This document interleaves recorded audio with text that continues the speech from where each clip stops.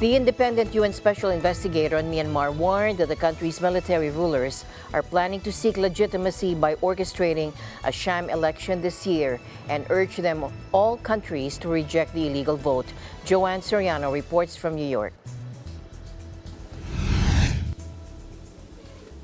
Nearly half of Myanmar's population is now living below the poverty line. 17.6 million people are expected to be in need of humanitarian aid in 2023. 17.6 million people.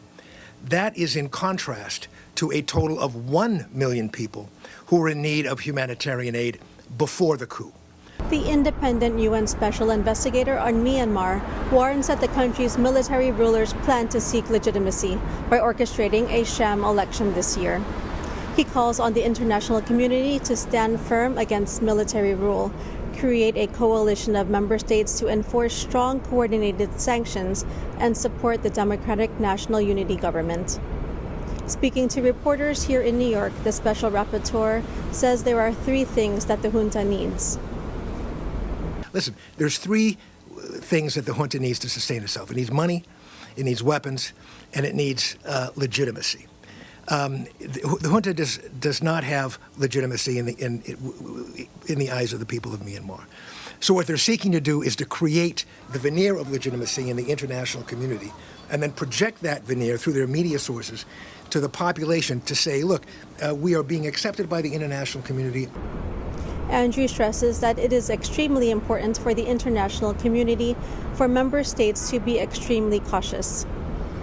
And the first and foremost recommendation is to renounce the so-called election that the junta is planning to orchestrate in the middle part of this year. Given the fact that they have failed in large part to secure legitimacy by the international community, given the resolution of the General Assembly shortly after the coup, given what the Security Council, the resolution of the Security Council of December, given the actions of most states, member states of the United Nations, they have been unsuccessful in securing legitimacy. I'm hopeful that at this 2-year mark, that we as an international community are going to examine very closely the role that we have played over the last 2 years. The things that we have done that has not been in the interest of the people of Myanmar, the things that we as an international community have failed to do.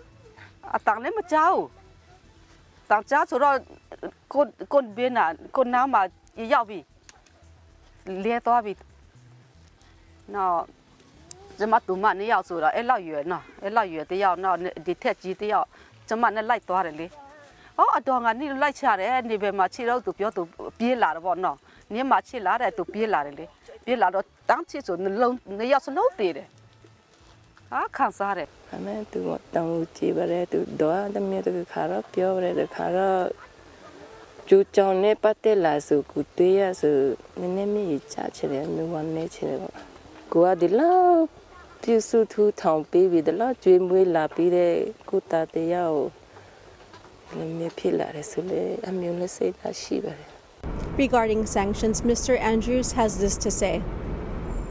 We have episodic sanctions on this or that entity, this or that individual. We've had some progress, and believe me, I greatly appreciate the fact that countries have been moving forward with respect to sanctions and pressure, but it's simply not enough, and it's not strategic, and it's not coordinated, and that is precisely what the people of Myanmar need, and really the playbook is Ukraine. Efforts by the 10-member Association of Southeast Asian Nations, or ASEAN, to bring peace to the country, which is a member of the bloc, have stalled as fighting continues to rage.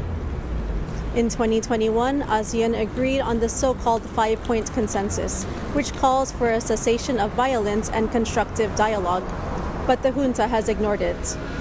Divisions in ASEAN have also complicated attempts to resolve the crisis. Joanne Soriano, New York, Eagle News. We live in extraordinary times.